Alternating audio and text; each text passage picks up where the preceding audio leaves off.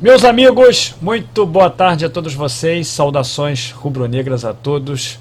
Muito obrigado a você, companheiro rubro-negro, que está prestigiando esse vídeo. Peço a você que deixe o like, que se inscreva no canal, que compartilhe essa mídia, esse canal com outros companheiros para que agreguem valor aos nossos debates diários. Lembrando a você, companheiro rubro-negro e anti-rubro-negro, que hoje às 10h30 tem a nossa live raiz concorrendo provavelmente com a eliminação com paredão do Big Brother. Inacreditável, mas é verdade. Nós temos o paredão como concorrente. Meus amigos, ontem nós fizemos uma live épica com o Raul. Muitos de vocês assistiram. E, infelizmente, eu não tenho tempo para produzir muitos cortes. Ou melhor, não tive tempo hoje pela manhã para poder produzir os cortes que eu gostaria, inclusive até para agregar valor ao que eu vou comentar agora.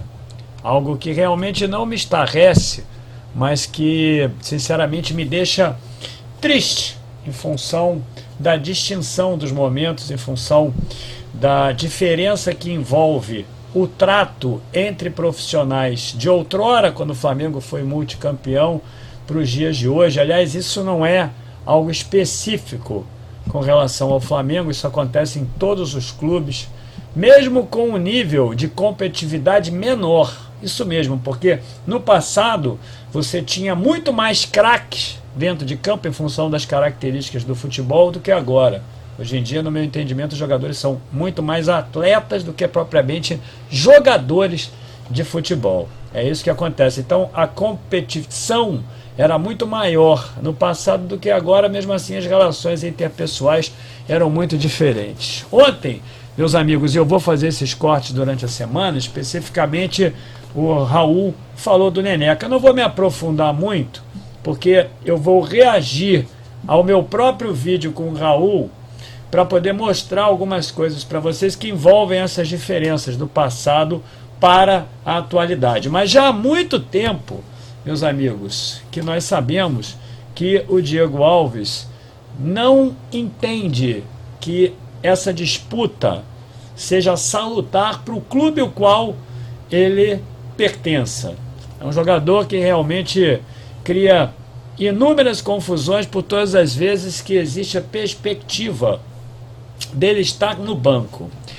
Para adiantar para vocês, acho que muitos viram, o Raul ontem disse que o Neneca precisava de uma boa conversa, que o Neneca precisava de conselhos, que o Neneca precisava, não de um acompanhamento psicológico, mas talvez de alguém que realmente quisesse desenvolvê-lo. Inclusive, o Raul se predispondo a fazer isso e não lhe procuraram.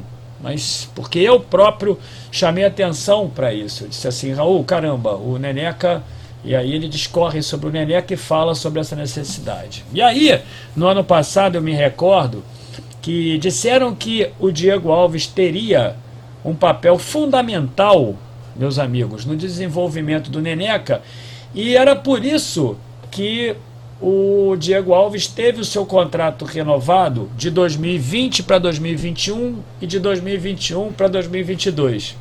E não me surpreende o que está acontecendo agora, porque de desenvolvimento para o Neneca, sinceramente, eu não consigo entender que ele venha colaborar, principalmente com essa postura. E aí eu quero lembrar a vocês do ano de 2018, quando ele estava muito mal. Aliás, no meu entendimento, ele sempre foi um goleiro bastante irregular.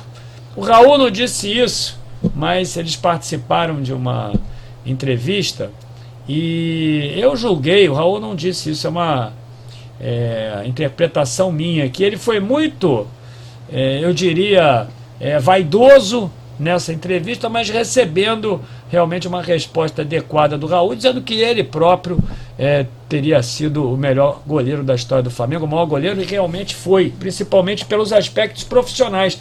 Ele discorre também sobre a relação que ele teve com o Cantarelli, que nunca foi uma relação de titular-reserva, e sim uma relação de complementariedade de elenco, ou seja, quando um se machucava, o outro substituía, e quando o outro se machucava, era a vez do seguinte, não é? Era uma dupla, e que, na verdade, eles não alternavam a titularidade em função do nível técnico, e sim das possibilidades físicas de cada um, algo que o Diego Alves não conseguiu entender no ano de 2018 com o César, que realmente o substituiu em função dele ter se machucado depois daquela pífia apresentação contra o Corinthians.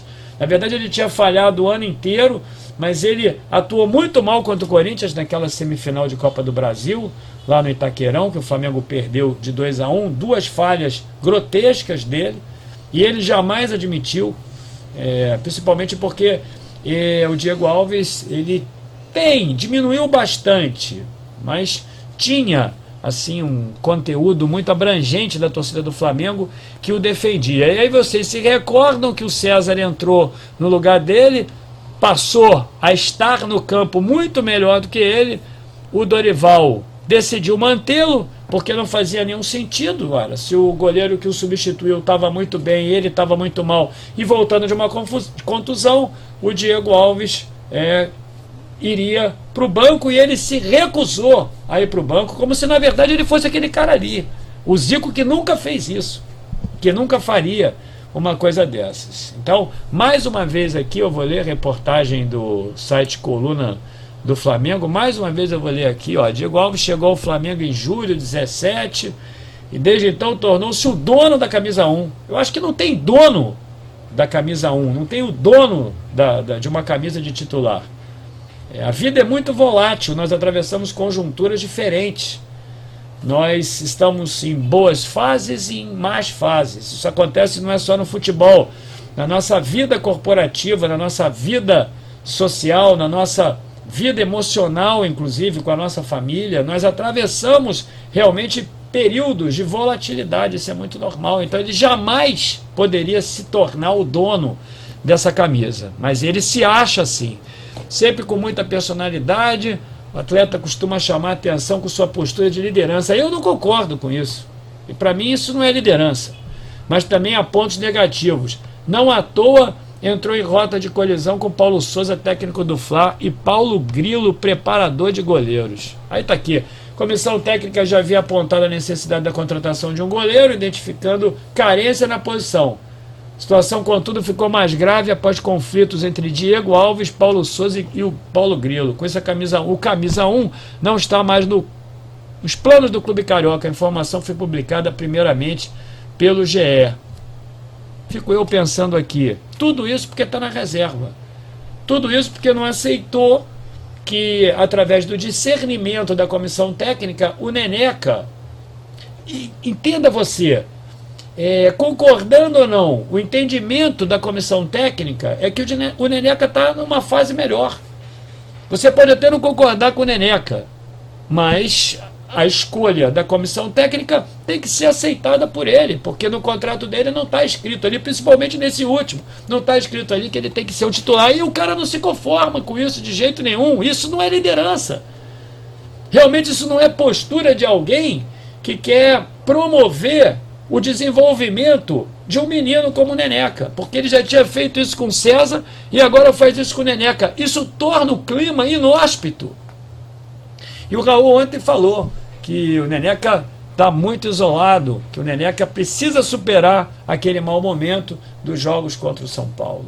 E contaria com a experiência do Diego Alves para isso. Mas como isso vai acontecer, meus amigos? Pergunto eu a vocês, se o cara se comporta dessa maneira. Aí está aqui, vale frisar, contudo, que essa não é a primeira vez que o Diego Alves tem conflitos internos no Flamengo. Em 2018, ao ser colocado no banco de reservas para uma partida, recusou-se a viajar com a delegação para um jogo contra o Paraná e protagonizou uma confusão com o então treinador Dorival Júnior. A relação do jogador com o último preparador de goleiros, Wagner Miranda, também não era mais amistosa. Sabe por quê? Porque o Wagner Miranda também entendia que o Neneca estava melhor do que ele, e ele exige ser escalado. Agora, se você concorda com uma coisa dessas, meus amigos, olha, eu sinceramente vou respeitar a sua opinião, mas no meu entendimento eu não posso concordar. Em que contrato de qualquer jogador está escrito ali que ele vai ser o titular? Vamos falar aqui dos melhores jogadores do mundo. Não tem isso, ele precisa aceitar. E o cara não consegue aceitar. mas mesmo assim ele renova o contrato. Renova sob a pecha, renova com o mote de desenvolver o Neneca, de transmitir a experiência para o Neneca. Que experiência que ele vai transmitir para o Neneca se ele, na verdade, não se resigna com o fato do Neneca estar melhor do que ele? Ora, sabe qual é o problema disso? É esse aqui, ó. Diante desse cenário, Bryce Spindle, vice-presidente de futebol e diretor executivo da pasta, estão no mercado em busca de um goleiro, pois a situação é vista como emergencial. Aí vem o pior. Santos do Atlético do Paraná é o nome escolhido para assumir o posto, até pelo perfil de que não iria se opor ao revezamento desejado para o crescimento de Hugo Souza. Ou seja, está claro aí que ele não quer revezar. Está claro aí que essa história de renovar o contrato dele para desenvolver o Neneca é pura falácia. Está claro que ele não tem o espírito desenvolvimentista. É claro que ele não tem, meus amigos, o profissionalismo necessário para poder entender que o clube é mais importante do que ele. Está claro que a vaidade dele fica acima do clube. É por isso que eu sempre critiquei o Diego Alves. E a culpa disso, eu vou te falar, é do Marcos Braz e do Spindle. A culpa disso é do Landim, que mesmo assim renovaram o contrato. Porque eu vou te falar uma coisa. Eu não teria, se fosse o Landim, quando ingressou no Flamengo em 2018, em 2019, eu não teria ficado ali com o Diego Alves. Eu não teria feito isso. Eu não teria feito porque o que ele fez foi um assinte, um desrespeito ao clube, um desrespeito ao torcedor. Acima de tudo, um desrespeito ao torcedor. Então você aí, companheiro, pode ser fã dele. Você pode idolatrá-lo. Você tem as suas razões, eu não sei quais, eu não consigo entender, porque ele falhou, foi irregular desde 2017, quando ele chegou no Flamengo. Muita gente lembra de um jogo ou de outro. Muita gente fala daquele jogo contra o Emelec, que ele defendeu o pênalti. Mas e os outros tantos? Mas isso aí é uma questão técnica. Eu quero aqui, como ponto central dessa negociação de ideias com vocês, invocar aqui o profissionalismo do Diego Alves. E quero perguntar para vocês se vocês acham que isso é profissionalismo ou não, se valeu a pena, meus amigos, renovar o contrato com ele, tendo o Neneca ali, precisando de uma conversa mais experiente, de orientações de pessoas que tenham maior vivência nos campos de futebol. Indubitavelmente o Diego Alves as teve, mas lamentavelmente não quer transmiti-las para o Neneca, simplesmente porque não aceita a reserva. Agora imaginem vocês o clima que fica ali. O Neneca precisando de apoio, um outro goleiro viria aí, que é o Santos, que aliás, essa semana mesmo eu vou apresentar também a opinião do Raul, é a opinião dele também sobre o Santos, discordando que o Santos seja o goleiro para o Flamengo. Eu vou mostrar isso aqui para vocês, reagindo à entrevista. A entrevista não, a conversa que ele teve no canal. Vocês estavam lá, vocês ouviram, mas eu quero perguntar a vocês e quero que vocês me digam aí se eu estou errado. Isso é profissionalismo? Isso aí é amor à camisa? Não, isso aí é amor, meus amigos, a ele próprio. O nome disso é egocentrismo. É isso aí. Diego Alves é um cara egocêntrico. Hoje, às 10h30, tem uma live aqui no canal. Espero que vocês tenham compreendido a minha proposta de reflexão e queria que vocês opinassem aqui se eu tenho razão ou não. A questão não é só técnica, a questão é profissional, a questão é ser desenvolvimentista ou não. A questão é se achar muito maior do que a camisa do Flamengo, muito maior do que todo o grupo, e por isso, por não considerar que pode ser reserva, conspurca o ambiente do grupo todo. Saudações rubro-negras, até 10h30, meus amigos. Muito obrigado, se inscreva no canal e deixe seu like.